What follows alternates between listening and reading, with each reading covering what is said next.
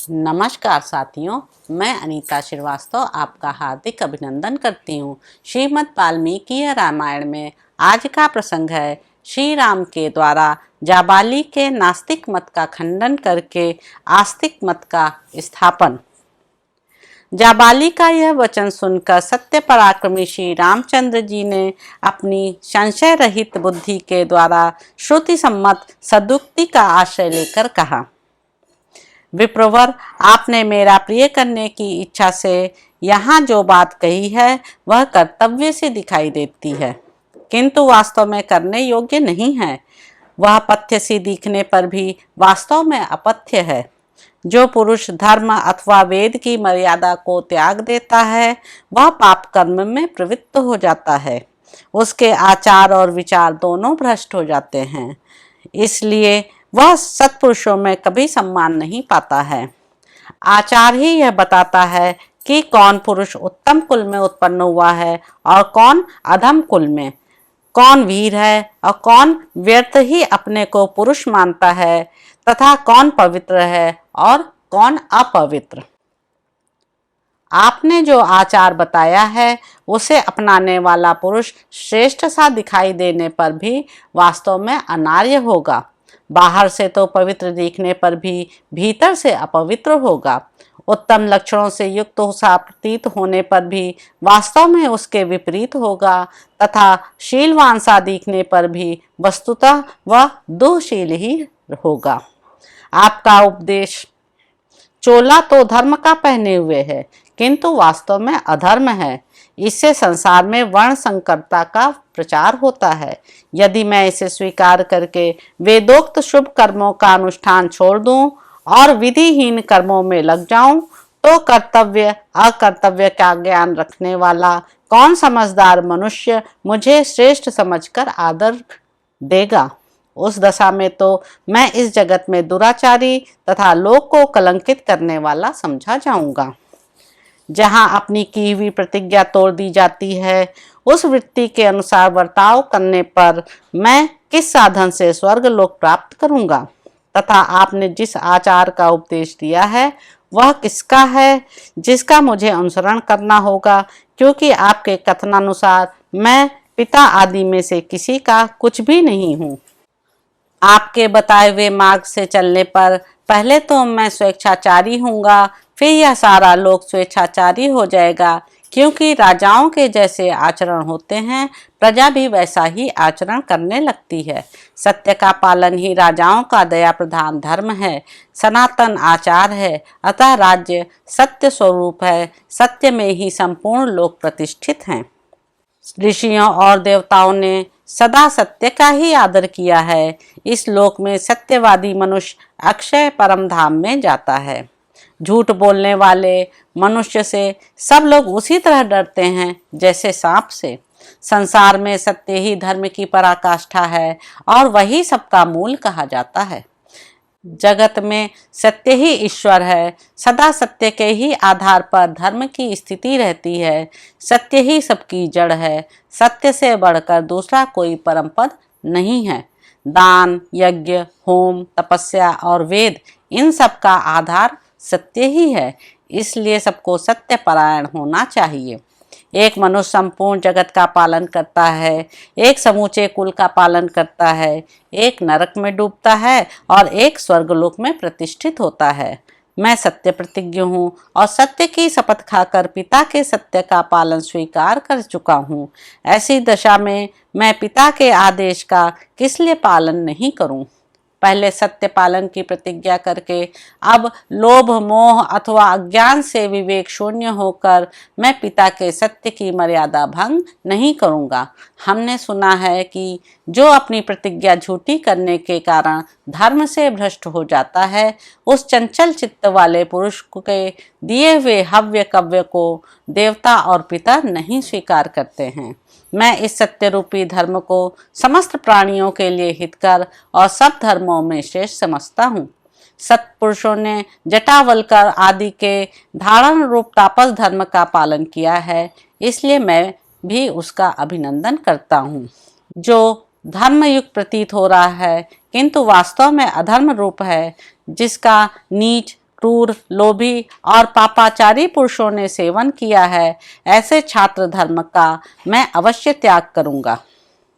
मनुष्य अपने शरीर से जो पाप करता है उसे पहले मन के द्वारा कर्तव्य रूप से निश्चित करता है, फिर जिह्वा की सहायता से उस अनिष्ट कर्म को वाणी द्वारा दूसरों से कहता है, तत्पश्चात औरों के सहयोग से उसे शरीर द्वारा संपन्न करता है। इस तरह एक ही पातक कायिक, वाचिक और मानसिक भेद से 3 प्रकार का होता है।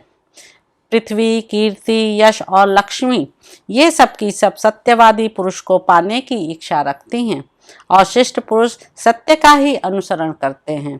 अतः मनुष्य को सदा सत्य का ही सेवन करना चाहिए। आपने उचित सिद्ध करके तर्कपूर्ण वचनों के द्वारा मुझसे जो यह कहा है कि राज्य ग्रहण करने में ही कल्याण है, अतः इसे अवश्य स्वीकार करो। आपका यह आदेश श्रेष्ठ सा प्रतीत होने पर भी सज्जन पुरुषों द्वारा आचरण में लाने योग्य नहीं है। मैं पिताजी के सामने इस तरह वन में रहने की प्रतिज्ञा कर चुका हूँ, अब उनकी आज्ञा का उल्लंघन करके मैं भरत की बात कैसे मान लूँगा। गुरु के समीप की हुई मेरी यह प्रतिज्ञा अटल है, किसी तरह तोड़ी नहीं जा सकती। उस समय जबकि मैंने प्रतिज्ञा की थी, देवी कैकेयी का हृदय हर्ष से खिल उठा था। मैं वन में रहकर ही बाहर भीतर सपवित्र हो नियमित भोजन करूंगा और पवित्र फल, मूल एवं पुष्पों द्वारा देवताओं और पितरों को तृप्त करता हुआ प्रतिज्ञा का पालन करूंगा। क्या करना चाहिए और क्या नहीं, इसका निश्चय मैं कर चुका हूँ। अतः फल, मूल आदि से 5 इंद्रियों को संतुष्ट करके निश्चल श्रद्धापूर्वक लोक यात्रा का निर्वाह करूंगा। इस कर्म भूमि को पाकर जो शुभ कर्म हो उसका अनुष्ठान करना चाहिए, क्योंकि अग्नि, वायु तथा सोम भी कर्मों के ही फल से उन पदों के भागी हुए हैं। देवराज इंद्र 100 यज्ञों का अनुष्ठान करके स्वर्ग लोक को प्राप्त हुए हैं। महर्षियों ने भी उग्र तपस्या करके दिव्य लोकों में स्थान प्राप्त किया है।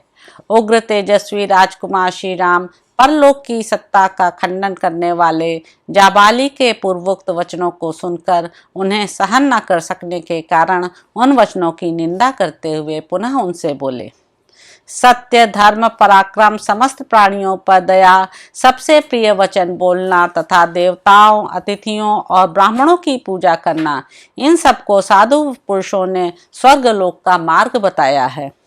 सत्पुरुषों के इस वचन के अनुसार धर्म का स्वरूप जानकर तथा अनुकूल तर्क से उसका यथार्थ निर्णय करके एक निश्चय पर पहुँचे हुए सावधान ब्राह्मण भली भांति धर्माचरण करते हुए उन उत्तम लोकों को प्राप्त करना चाहते हैं। आपकी बुद्धि विषम मार्ग में स्थित है। आपने वेद विरुद्ध मार्ग का आश्रय ले रखा है। आप घोर नास्तिक हैं और धर्म के रास्ते से कोसों दूर हैं। ऐसे पाखंडमयी बुद्धि के द्वारा अनुचित विचार का प्रचार करने वाले आपको मेरे पिताजी ने जो अपना याजक बना लिया, उनके इस कार्य की मैं निंदा करता हूँ। जैसे चोर दंडनीय होता है, उसी प्रकार बुद्ध भी दंडनीय है। तथागत और नास्तिक को भी यहाँ इसी कोटि में समझना चाहिए। इसलिए प्रजा पर अनुग्रह करने के लिए राजा द्वारा जिस नास्तिक को दंड दिलाया जा सके, उसे तो चोर के समान दंड दिलाया जाए, परंतु जो वश के बाहर हो, उस नास्तिक के प्रति विद्वान ब्राह्मण कभी उन्मुख न हो, उससे वार्तालाप तक न करें। आपके सिवा पहले के शेष ब्राह्मणों ने इहलोक और परलोक की फल कामना का परित्याग करके वेदोक्त धर्म समझकर सदा ही बहुत से शुभ कर्मों का अनुष्ठान किया है। अतः जो भी ब्राह्मण हैं, वे वेदों को ही प्रमाण मानकर स्वस्ति, कृत तथा हुत कर्मों का संपादन करते हैं। जो धर्म में तत्पर रहते हैं, सत्पुरुषों का साथ करते हैं, तेज से संपन्न हैं, जिनमें दान रूपी गुण की प्रधानता है, जो कभी किसी प्राणी की हिंसा नहीं करते तथा जो मल संसर्ग से रहित हैं, ऐसे श्रेष्ठ मुनि ही संसार में पूजनीय होते हैं। महात्मा श्री राम स्वभाव से ही दैन्य भाव से रहित थे। उन्होंने जब रोष पूर्वक पूर्वोक्त बात कही तब ब्राह्मण जाबाली ने विनय पूर्वक यह आस्तिकतापूर्ण सत्य एवं हितकर वचन कहा। रघुनंदन, ना तो मैं नास्तिक हूँ और ना नास्तिकों की बात ही करता हूँ।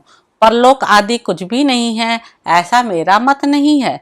मैं अवसर देखकर फिर आस्तिक हो गया और लौकिक व्यवहार के समय आवश्यकता होने पर पुनः नास्तिक हो सकता हूँ।